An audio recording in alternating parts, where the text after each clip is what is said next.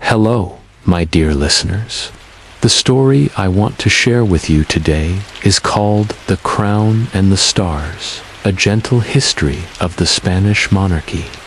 Before we begin, don't forget to hit the subscribe button so you'll get notified as soon as I upload a new video.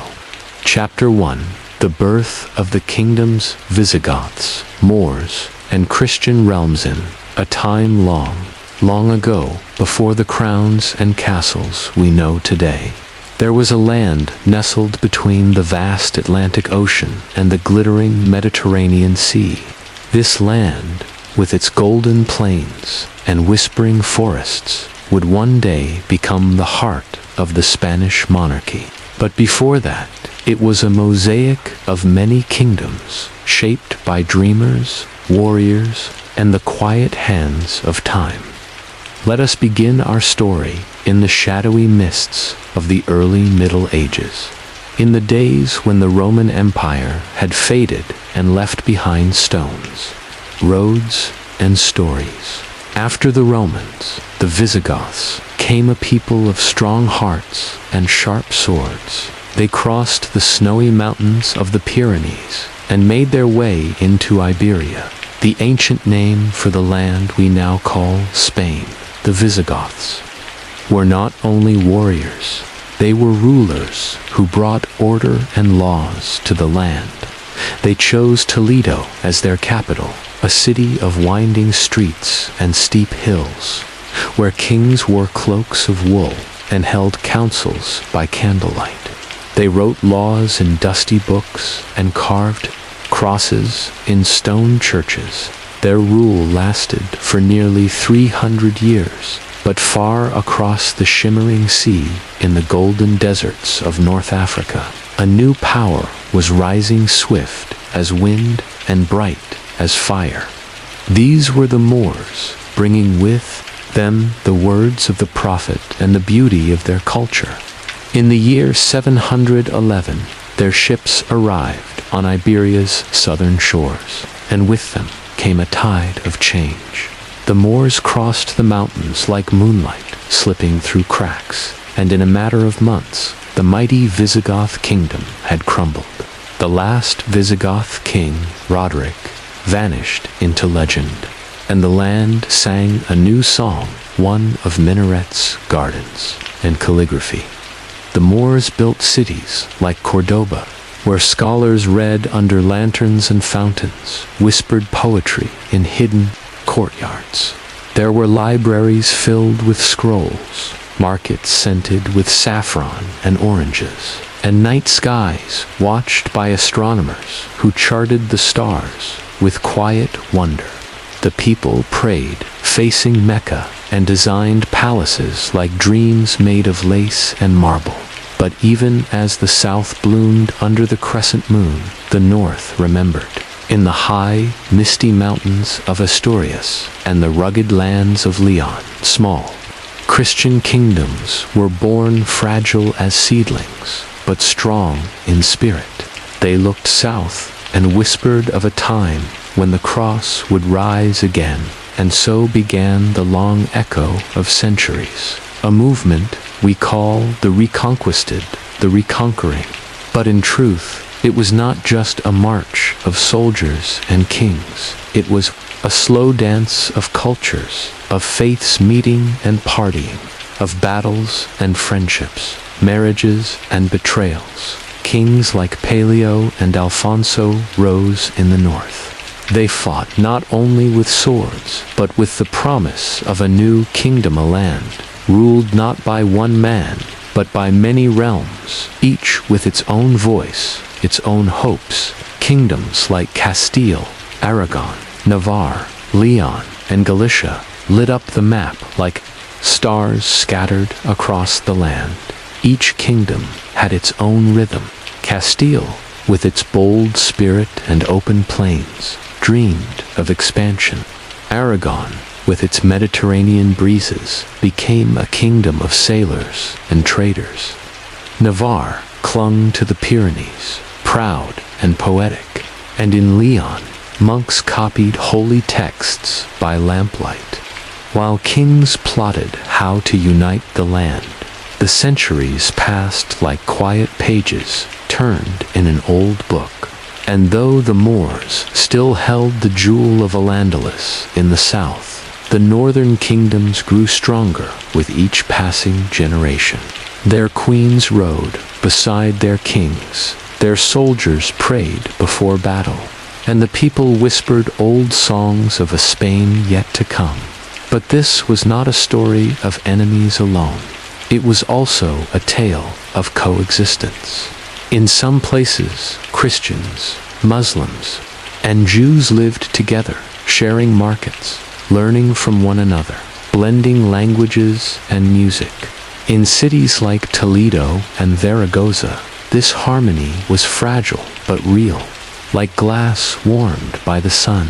And as night fell gently over the land, candles flickered in the windows of castles and cottages alike.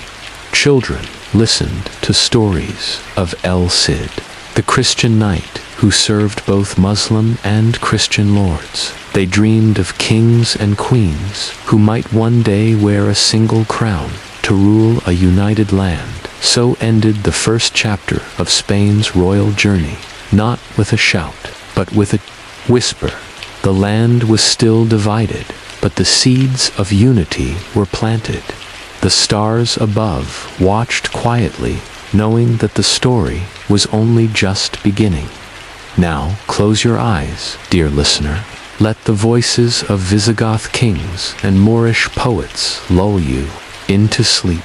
Rest beneath the ancient sky of Iberia, where kingdoms rose and fell like waves, and where the dream of a united Spain drifted gently on the winds of time. Chapter 2. The Union of Crowns, Ferdinand and Isabella's. Dream the stars above Castile and Aragon shimmered more brightly one quiet evening in the year 1469, far from the clash of swords and the noise of courts. In the town of Valladolid, a marriage took place not just between a man and a woman, but between two entire kingdoms. The groom was Ferdinand of Aragon, with sea salt winds in his blood and ambition in his heart. The bride was Isabella of Castile, wise and determined, with fire in her eyes and faith in her soul. Though they were young, Ferdinand and Isabella were not dreamers of soft poetry alone. They were builders of something greater, a unified Spain.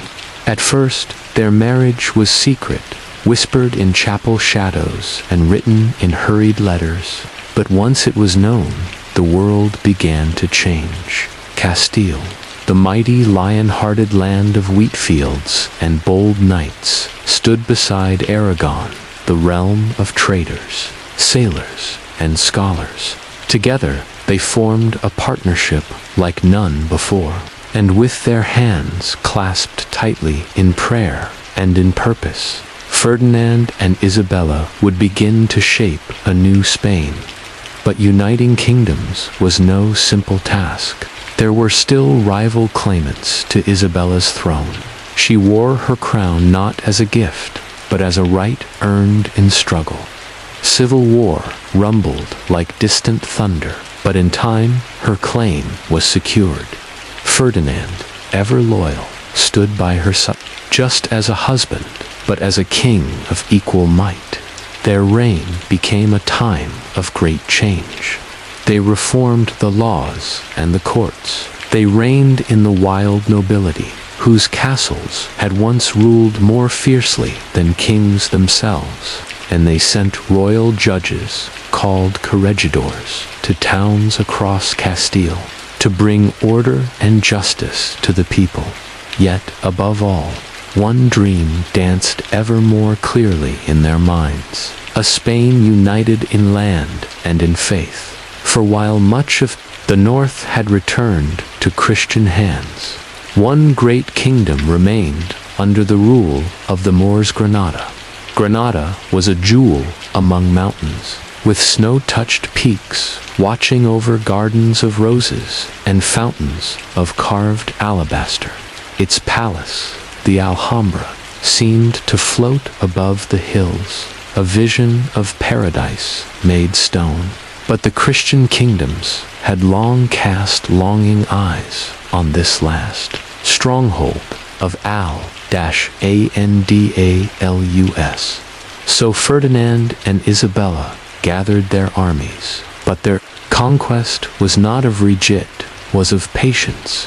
10 long years passed in slow campaigns, sieges, treaties, and diplomacy. And in 1492, under grey winter skies, the last Moorish king, Boabdil, looked one last time upon his city from a high hill place now known as the Moor's Last Sigh. With sorrow and silence, he handed over the keys to Granada. For the first time in nearly 800 years, the land of Spain stood united under one Christian crown. Church bells rang in every town, and bonfires lit the night in celebration. But not all hearts rejoiced. In the same year, the monarchs issued the Alhambra decree, ordering the expulsion of Jews from their kingdoms. Many who had lived in Spain for centuries, who had been scholars, poets, merchants, and neighbors, were forced to leave behind homes and memories. Their departure left a silence in Spain's song a note forever missing. Still, Ferdinand and Isabella believed they were shaping a purified, stronger realm. And as they looked to their growing empire, another miracle stirred on the edge of the ocean. A sailor named Christopher Columbus, born in Genoa, but filled with dreams too large for any one nation, had come to Isabella seeking ships. He believed that by sailing west, he could reach the east, the land of spices and silks, of golden empires. For years, he was turned away, but Isabella, ever the visionary, saw something in his eyes. In 1492, the same year Granada fell, and the Jews departed. Columbus set sail into the unknown with 3 small ships and a prayer. Weeks passed in salt and wind, but finally, land appeared on the horizon, lush, green, and filled with life. Columbus believed he had reached the Indies. He did not know he had found a new world. But for Spain, it was the beginning of an empire that would stretch across oceans and generations. Ferdinand and Isabella became known as the Catholic monarchs. Their coins bore the motto, Tanto Monto, Monto Tanto, Isabel como Fernando, which meant that one ruled as much as the other, equal in crown and command. And yet, even they could not escape the pull of time. Isabella passed in 1504, leaving behind a kingdom and a legacy that would echo through centuries. Ferdinand lived longer, trying to hold the pieces of their creation together, but Spain was already changing, growing beyond anything they had imagined. As night descended over their castles and the cold marble of their tombs, Spain stood at a turning point. A new world awaited, and with it, new kings, new riches, and new challenges. And so, dear listener, rest now beneath the stars that watched over Ferdinand and Isabella as they dreamed of unity and empire. Let the winds of history rock you gently to sleep, like sails drifting westward into mystery and morning. The crown was no longer, to it had become one, and soon it would be worn by a boy born of their daughter, a child raised far away, yet destined to be king of the greatest empire the world had ever known. Chapter 3. The Habsburg heir, Charles V, and the empire where the sun never set. The winds had changed, and the tide of Spain's destiny had turned. With Ferdinand and Isabella gone, their crown passed on not to a Spanish-born son, but to a young man far away in the misty land of Flanders. His name was Charles, and he would one day be known as Charles V, ruler of an empire so vast that the sun could not set without shining somewhere upon it. Charles was the grandson of Ferdinand and Isabella through their daughter Joanna, and of the mighty Habsburg Emperor Maximilian on his father's side. When he came of age, Charles inherited not just one throne, but many: Spain, the Netherlands, Austria, parts of Italy, and lands in the New World. And soon, he would be crowned Holy Roman Emperor, the most powerful man in Christendom. But Charles did not arrive in Spain as a king already loved. He was a stranger to the people, unfamiliar with their language and customs.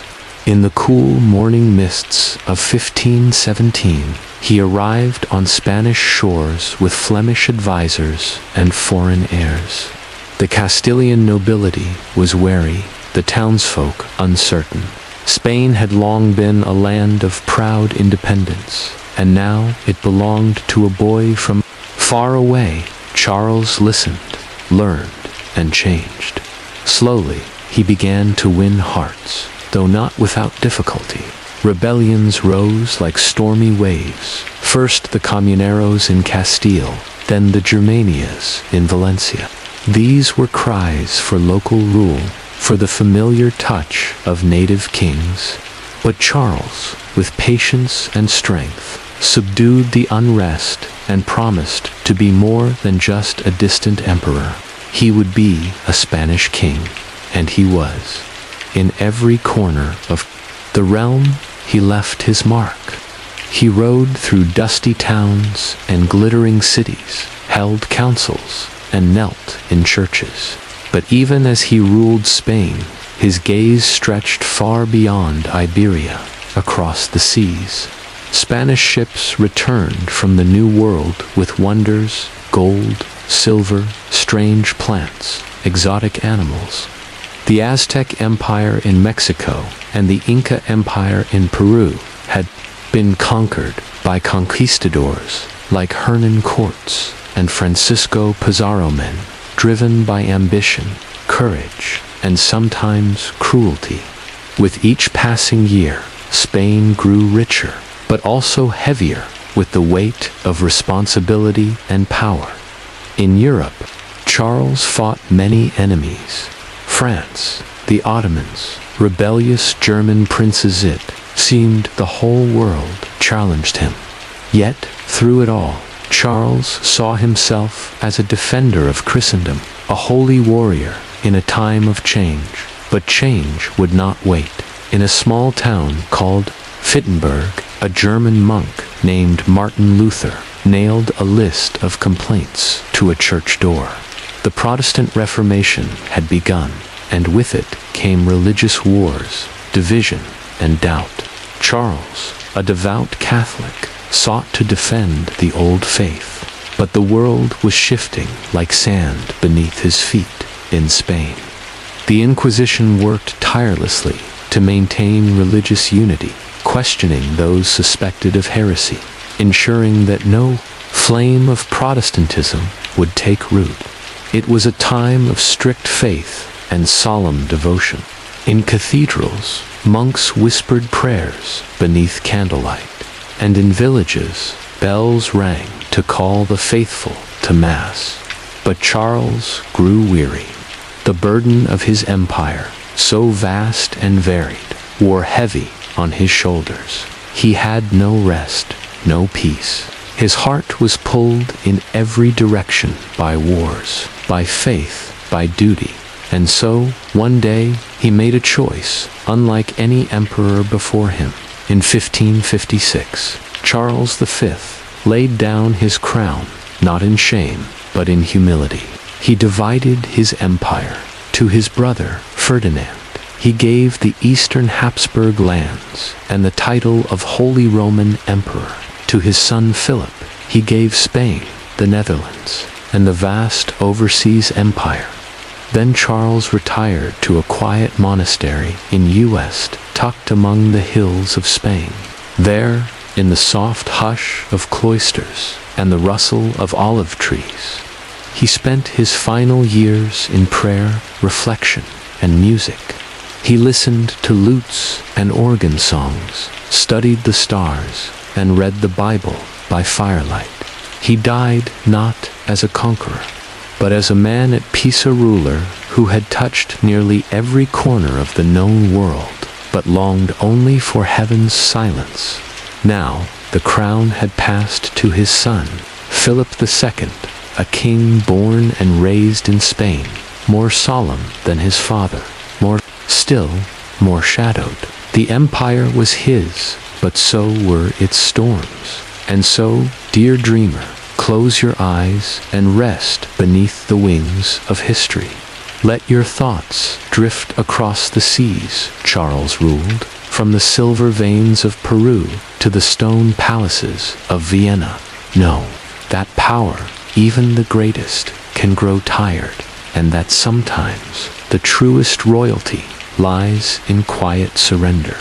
The stars still shone over Spain, as they always had, steadfast, eternal, and silent. Chapter 4. The Golden Age and the Gloom. Philip II and the Rise of Majesty Wind. Charles V passed his crown to his son. Philip, the world watched with quiet expectation.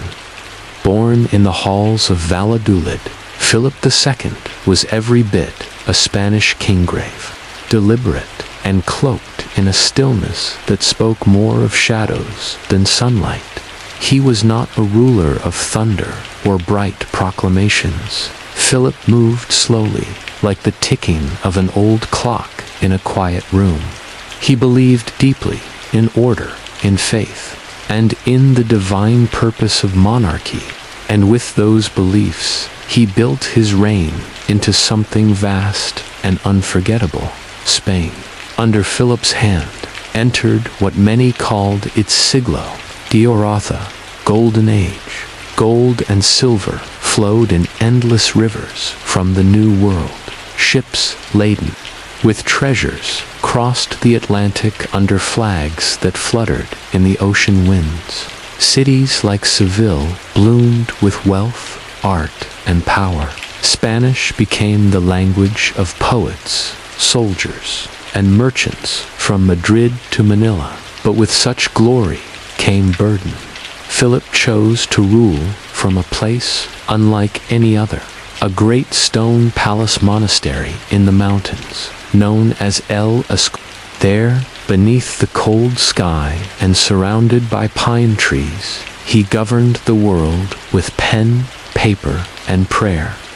El Escorial was not filled with the laughter of court banquets or the bright colors of tapestries. Instead, it was somber, like Philip, himself built with clean lines, quiet corridors, and long halls of silence. Each day, Philip rose early, attended Mass, and retreated to his study. He read letters from across the empire, reports of distant wars, royal marriages, rebellious provinces, and tropical colonies. He ruled not with sword in hand, but with ink-stained fingers and sleepless eyes. But the world would not be tamed. So Italy, in the Netherlands, his Protestant subjects rebelled against the strict rule of Spanish Catholicism. The conflict spiraled into a bitter, bloody war, lasting decades. In England, his once wife, Mary Tudor, had died, and her Protestant sister, Elizabeth I, now sat on the throne. She would become Philip's rival, a queen of quick wit and fierce will. And then came the Armada in 1588. Philip sent a grand fleet, hundreds of ships, thousands of men to conquer England and restore the Catholic faith. The Spanish Armada, proud and mighty, sailed beneath banners and blessings. But storms blew wild across the English Channel, and English fireships scattered the fleet like leaves in a tempest. The Armada failed, Spain mourned, and Philip, back in El Escorial, turned deeper into prayer. Yet not all was lost. At home, Spain's heart beat brightly with golden fire. This was the time of Cervantes, who gave the world Don Quixote, a tale of windmills and dreams of knights who saw beauty in every shadow. It was the time of El Greco, whose paintings stretched upward like whispers to heaven. And it was the time of Lope de Vega, who filled theaters with laughter and longing. Sola, kingdom of culture, faith, and imagination. Still, Philip's later years were heavy with sorrow. He lost his son, Don Carlos, a troubled boy whose madness and imprisonment haunted the court. He lost his wife, Anna of Austria, whose gentle presence had softened his heart. He lost battles, and he lost peace. When he died in 1598, the kingdom passed to his son, Philip III, quieter, gentler king. But something in Spain had changed. The golden age still glowed, but the shadows had lengthened. The wealth of the New World, once a blessing, now seemed a burden.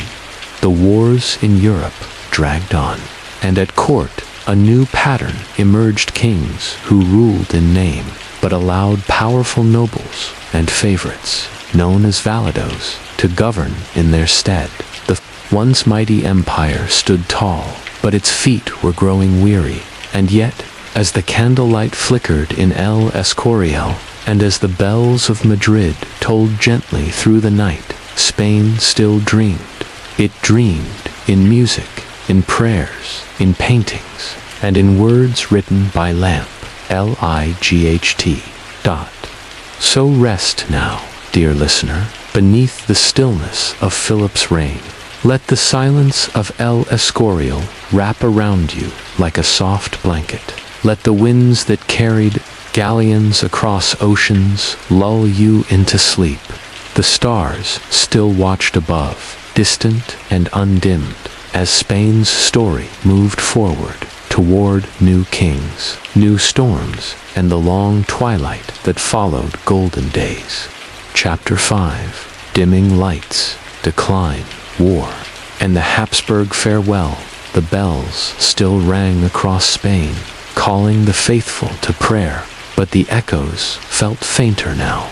The golden glow that had lit the reign of Philip II was fading, replaced by a quiet dimming, like twilight stretching across the empire. Spain still wore its crown, but its shoulders had begun to stoop beneath its weight. When Philip III took the throne in 1598, he was more courtly than commanding, more gentle than governing. He loved music, poetry, and the warmth of family, but lacked the deep focus his father had poured into every letter and law. And so, Spain entered a new phase, one where kings ruled from behind curtains, allowing trusted favorites validos to guide the realm. The most powerful of these was the Duke of Lerma, a man of taste and ambition who became the true architect of power in Philip III's court. Under his influence, the court moved to Madrid permanently, making it the fixed heart of the Spanish realm, a city of shadows, processions, and courtly drama. But beneath the silks and songs, trouble was brewing. Spain's riches from the New World continued to pour in, but they came with a cost. Inflation swept the land like a hot wind, and gold that once brought glory now threatened to unravel the very fabric of the economy. Farmers struggled, merchants faltered, soldiers, once proud and paid, began to go without. Philip III, though kindly, allowed this to pass without much resistance, and when he died in 1621, the crown passed to his son, Philip IV, more energetic monarch, but one caught in the same growing web of decline. Philip IV reigned during a time when Europe was on fire. The 30 Years' War raged from Germany to the Low Countries, and Spain was drawn into its chaos like a ship into a storm.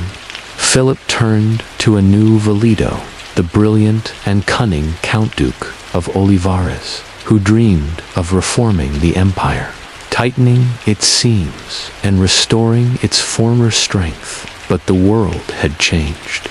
The once mighty Spanish tercios elite infantry, feared across the continent, now struggled against newer, faster armies. The Dutch continued their fight for independence, and soon Portugal, once joined with Spain under Philip II, broke free in rebellion. At home, Castile shouldered most of the empire's burdens, its taxes, its troops, while other provinces groaned under the weight of demands. In 1640, Catalonia revolted. In the same year, Portugal declared its independence. The seams were truly fraying, and yet, amid all this turmoil, Spain's soul still burned bright in other ways. Art blossomed in Philip IV's court. The painter Diego Velázquez rose to prominence, capturing the royal family and scenes of everyday life with unmatched grace. His masterpiece, Las Meninas, revealed not only a princess and her maids, but the silent poetry of light, shadow, and perspectiva, mirror into Spain's fading nobility.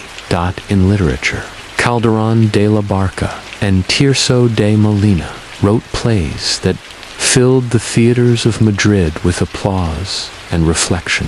Though the empire was bending under its own grandeur, the spirit of Spain remained deeply alive in story and song. Still, fate was not kind to the Habsburgs in their final century. Philip IV's beloved son and heir, Baltasar Carlos, died young.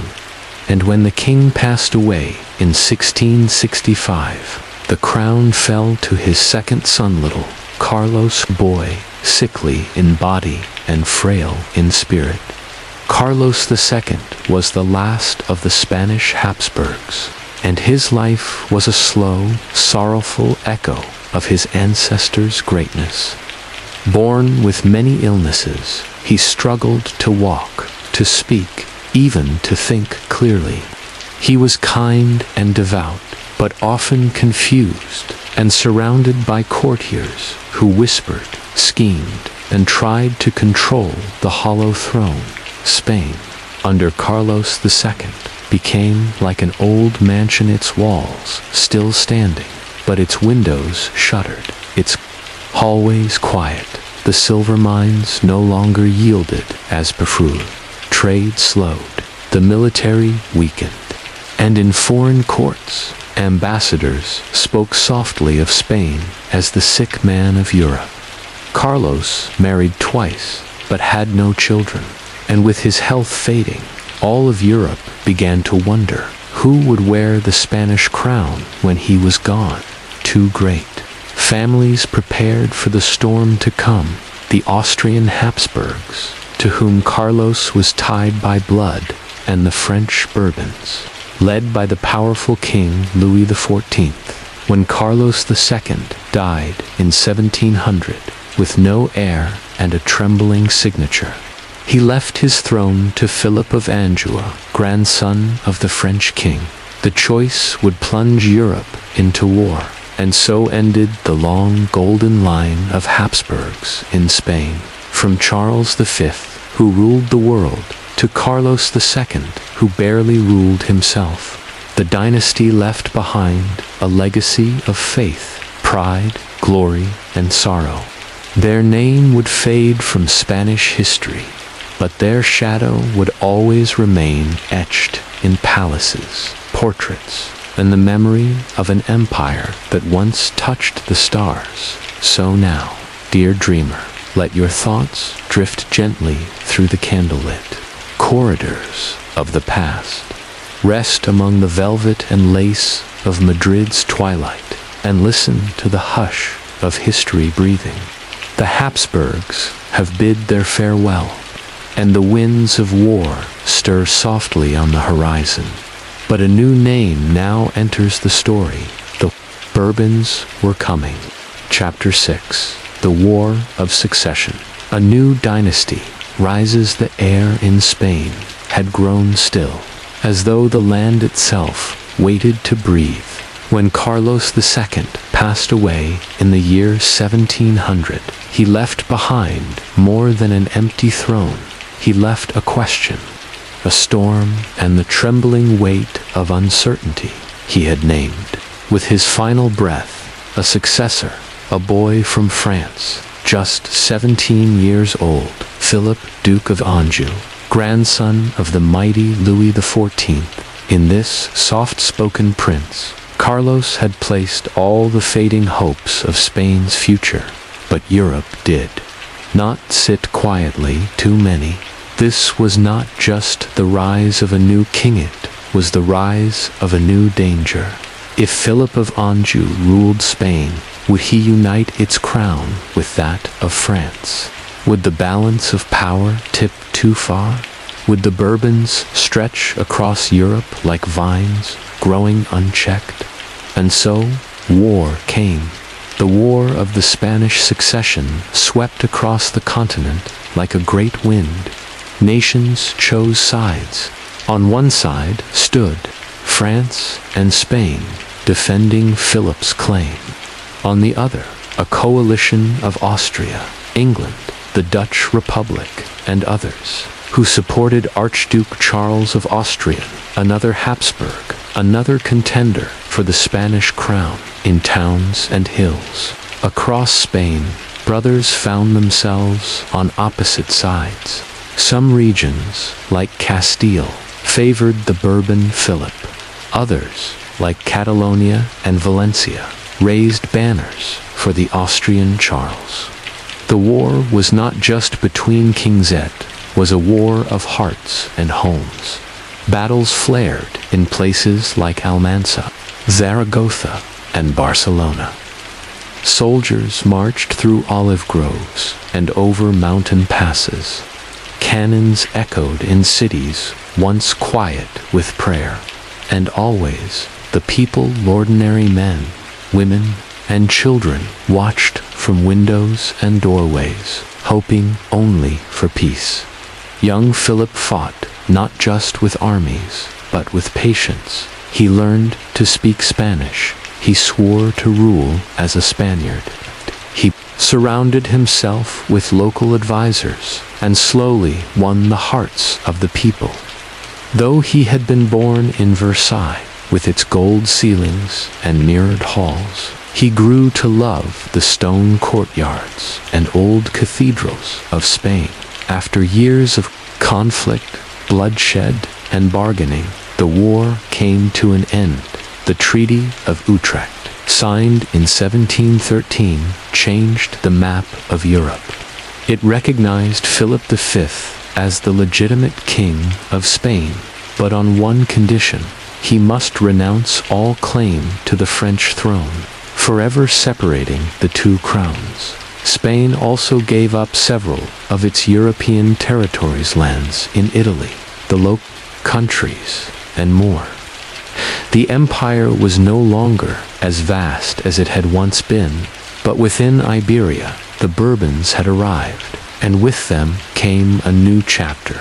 Philip V, though victorious, was a troubled man.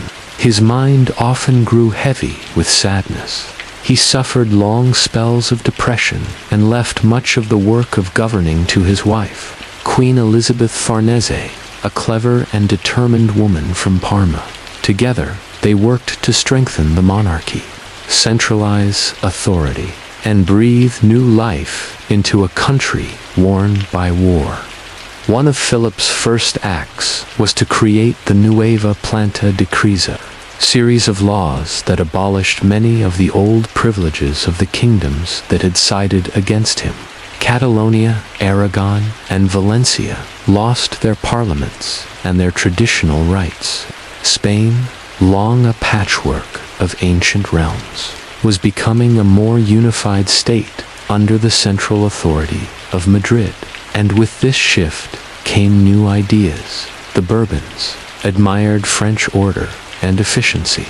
They reformed the military, modernized taxation, and rebuilt institutions that had crumbled under the late Habsburgs.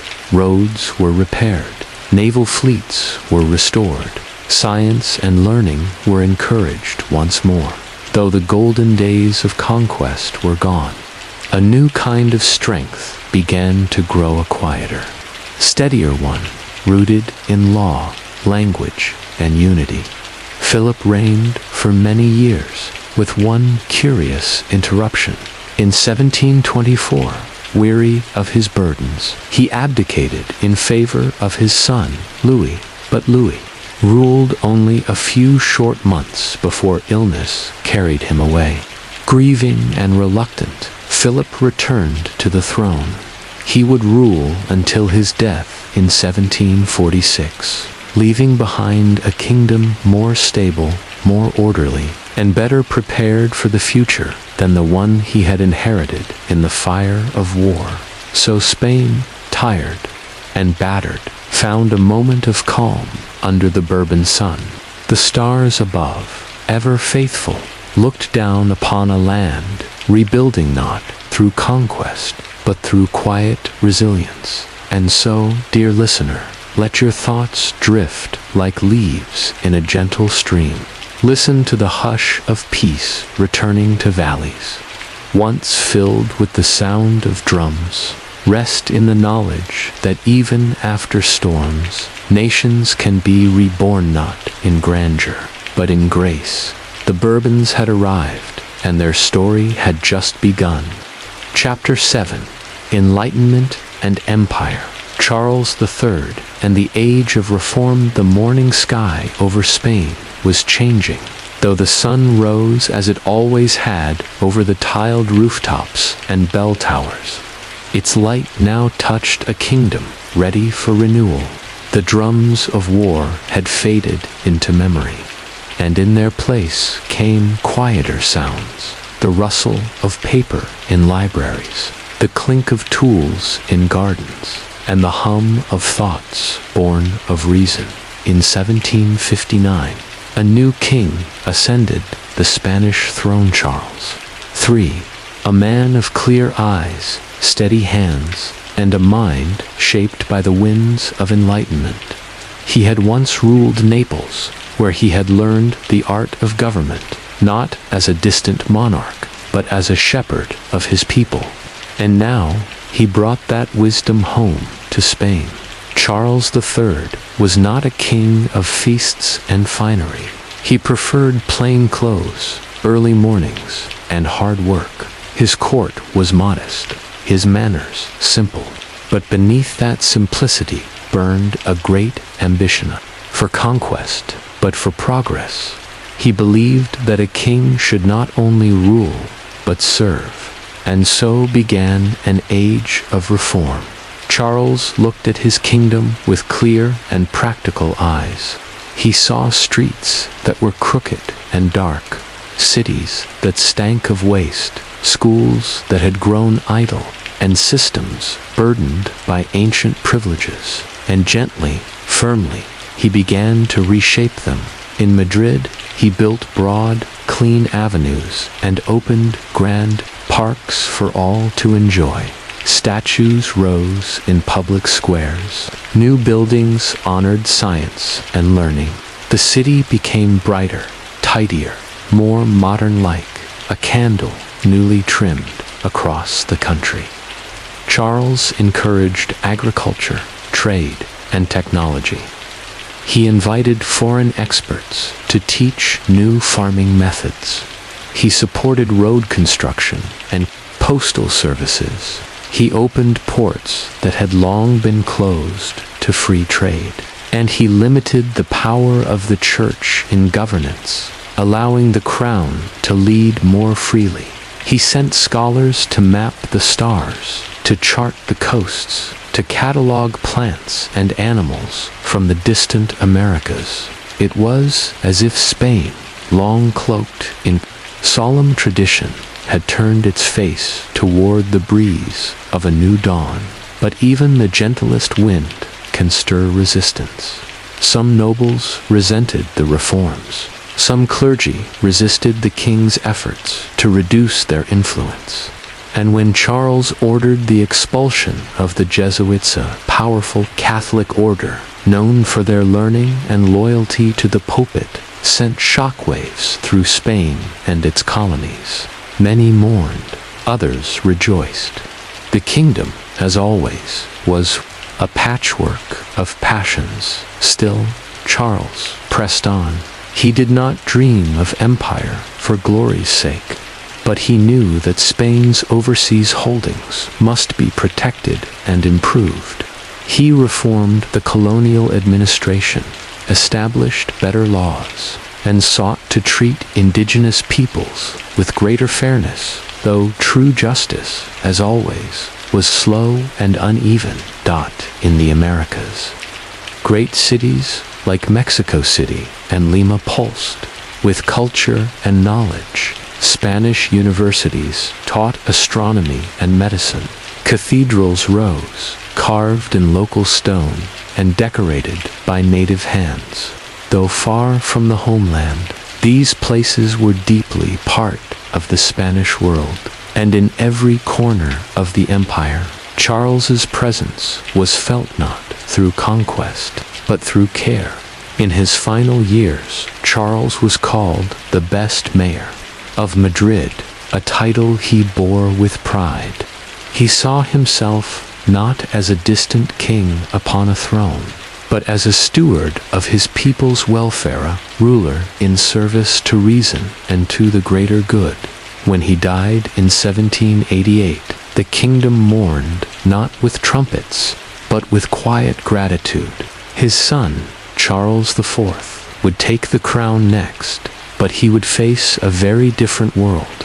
For, across the Pyrenees, in the land of Charles's own ancestors, a storm was brewing.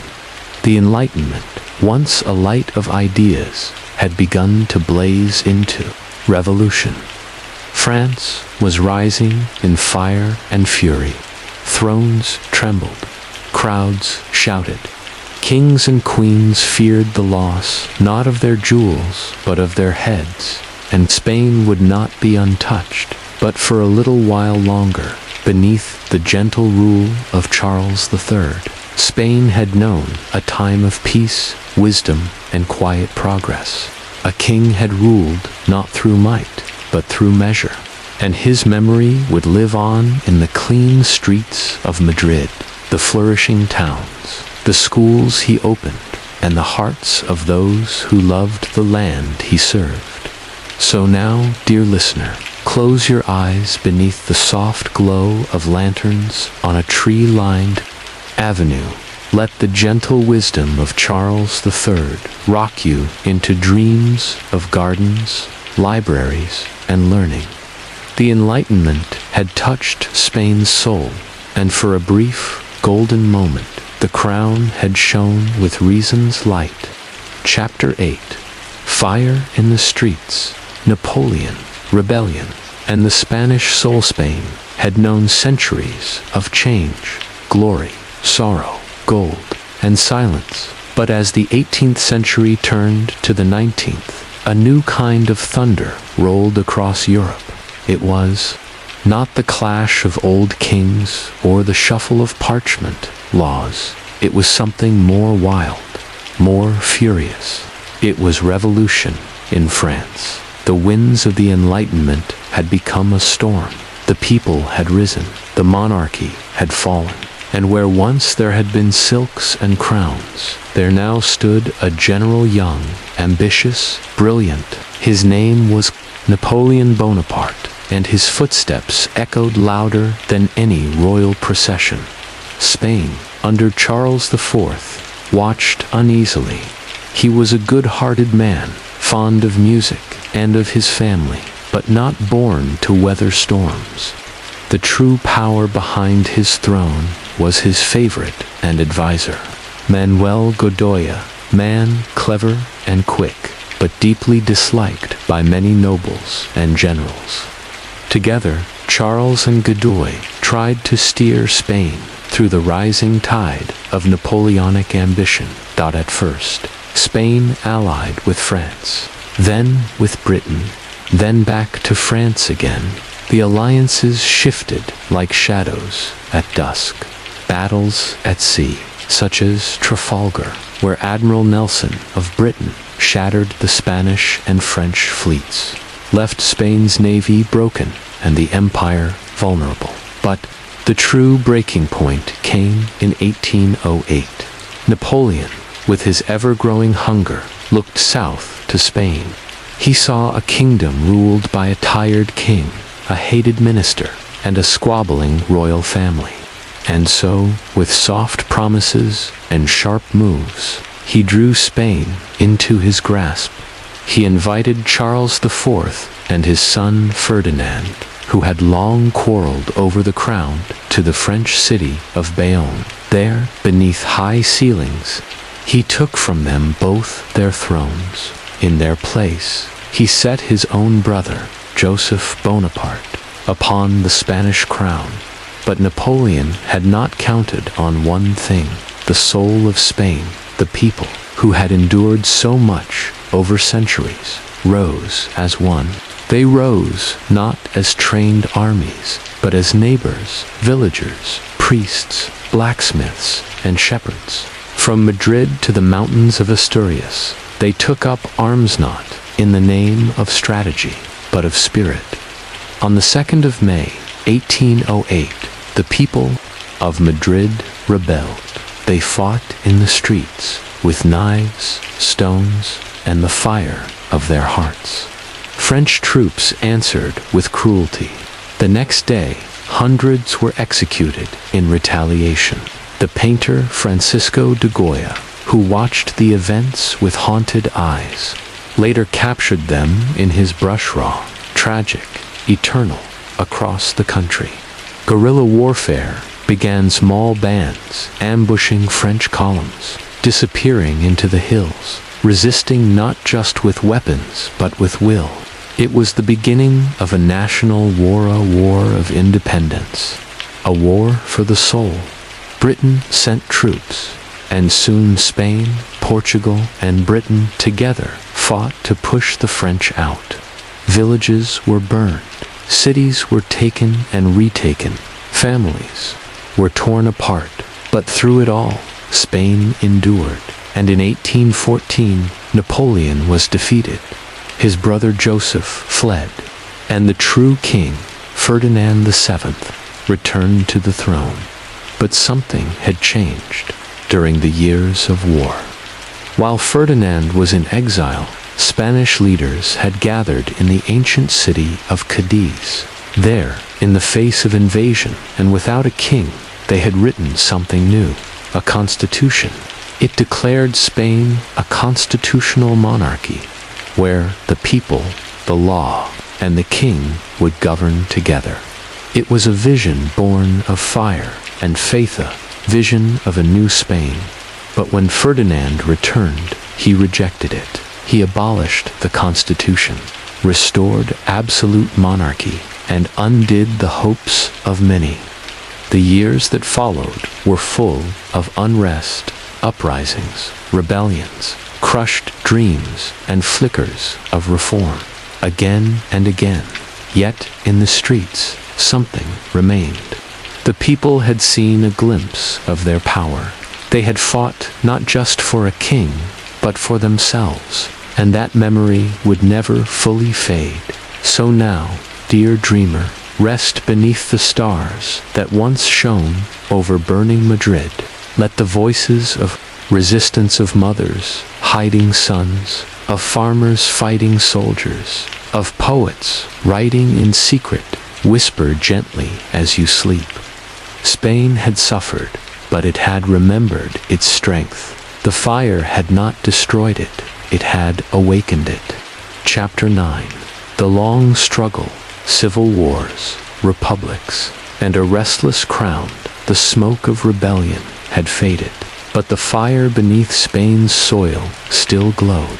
When King Ferdinand VII returned to his throne after the defeat of Napoleon, he wore the crown with absolute authority. The Constitution of Cadiz, once a hopeful candle for freedom, was extinguished by royal decree. Spain, battered and weary, watched as the old ways returned, but the 19th century would not let them rest. Ferdinand's reign was marked by unrest and repression. He ruled with a heavy hand, imprisoning those who had dreamed of liberty and constitutional law. Yet, it was not simply ideology that stirred the air, it was succession. Ferdinand had no sons, and so, in 1830, he issued the Pragmatic Sanction, allowing his daughter, Isabella, to inherit the throne. This decision enraged his brother, Don Carlos, who believed he was the rightful heir. And so, when Ferdinand died in 1833, Spain was torn, once more, just by politics, but by blood. Thus began the Carlist Wars, a series of civil wars that haunted Spain like a sorrowful melody. Supporters of Don Carlos, called Carlists, wanted tradition, monarchy, and a return to the old Catholic values. Supporters of Isabella's and constitutionalists wanted progress and reform. Towns were split. Villages turned against neighbors. Brothers took up arms against one another. The war was cruel and scattered, and though Isabella's side triumphed, peace was fleeting. She was only 3 years old when crowned Isabella II, and a regency ruled in her name. As she grew, so did Spain's troubles. Court politics became chaotic. Prime ministers came and went, like the passing of seasons. Revolutions flared. Military generals rose to power. Governments shifted from monarchy to liberalism and back again, like tides pulled by multiple moons. In 1868, the tension snapped. Isabella II was overthrown in a movement called the Glorious Revolution. She fled to France, her throne empty. A search for a new monarch began, and eventually Spain crowned Amadeo of Savoy, an Italian prince. But he lasted only 2 years, caught in the whirlwind of factionalism. In 1873, Spain tried something new, Italia Republic. It was a fragile thing. The First Spanish Republic lasted just 11 months. Factions warred, Carlists rebelled again, and the dream of a people-led government collapsed under its own weight. And so, in 1874, a general restored the monarchy, this time with Isabella's son, Alfonso XII, on the throne. The Restoration era brought some calm. Alfonso was young, but wise beyond his years. He reigned with dignity, balancing liberals and conservatives in a system that, though flawed, brought a kind of order. But tragedy stalked him. He died young in 1885, leaving his pregnant wife to give birth to Alfonso XIII, a king from the moment he entered the world. The new century, the 20th, dawned with electricity and invention. But Spain's troubles had not ended. Colonial wars in Cuba and the Philippines drained the nation's spirit. In 1898, Spain lost nearly all its overseas territories in a short, bitter war with the United States. The empire, once vast, now shrank into memory. The people mourned, not only for the lands lost, but for their sense of identity. Alfonso XIII grew up in a changing world. He walked among soldiers. He shook hands with workers. He tried to balance the burden of monarchy with the cries of the modern age. but he struggled. Social tensions deepened. Anarchists and labor unions rose in the cities. Poverty gnawed at the countryside, and in 1923, a general named Miguel Primo de Rivera led a military coup with Alfonso's blessing. For 7 years, Spain was ruled as a dictatorship. Roads were built, railways expanded, but freedom dimmed. By 1930, the dictatorship fell, and with it, faith in the monarchy. The people had grown tired. In 1931, in peaceful elections, Republicans won major victories. Alfonso XIII, seeing the will of the people, quietly left Spain. Thus began the Second Spanish Republic. At first, there was hope: land reform, women's rights, education. But passions ran hot, and divisions sharpened.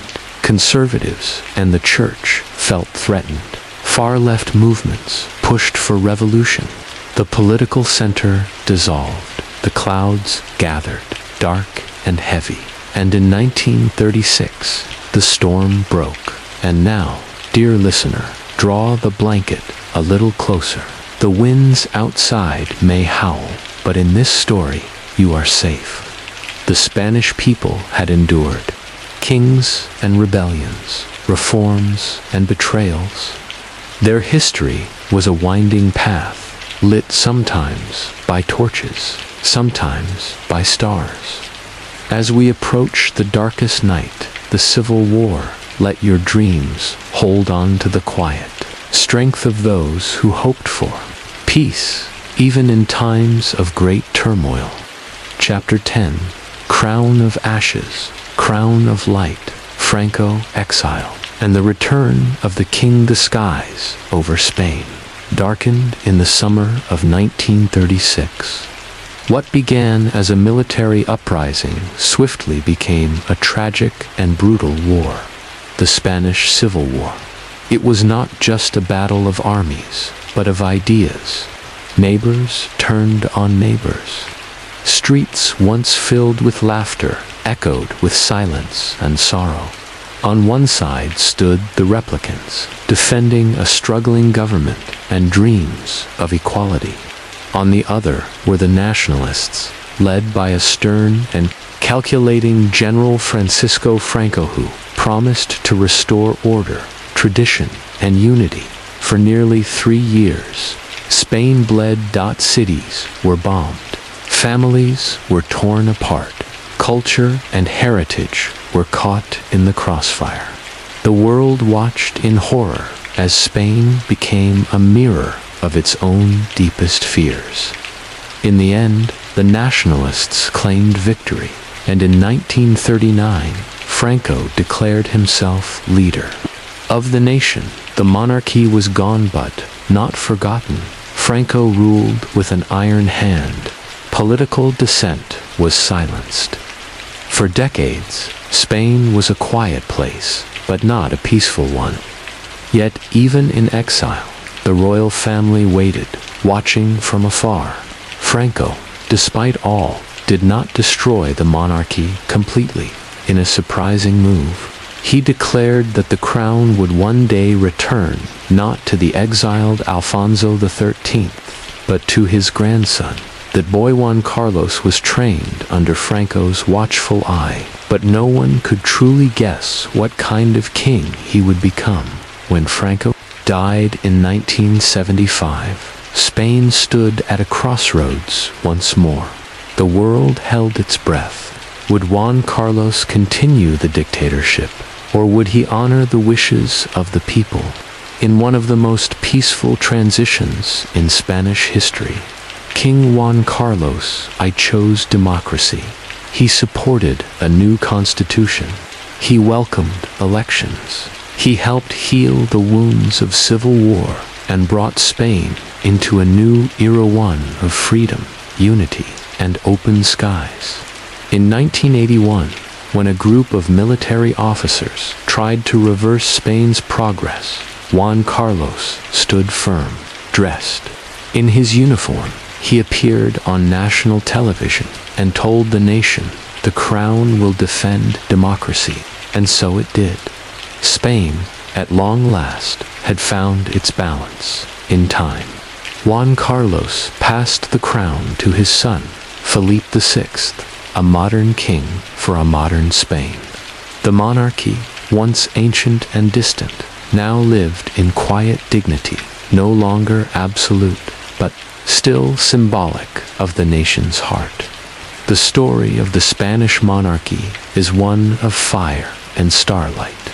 It is a tale of kingdoms born and empires lost, of warriors and dreamers, of tragedy and renewal. Across centuries, through storms and sunlight, the crown has changed, but it has endured. And now, dear listener, the story gently comes to an end. May the peaceful whispers of history cradle you as you drift off to sleep. Thank you for joining me on this long journey through time. Good night and sweet dreams. If you enjoyed this story, don't forget to like and subscribe, so you'll be the first to hear the next tale. Until we meet again.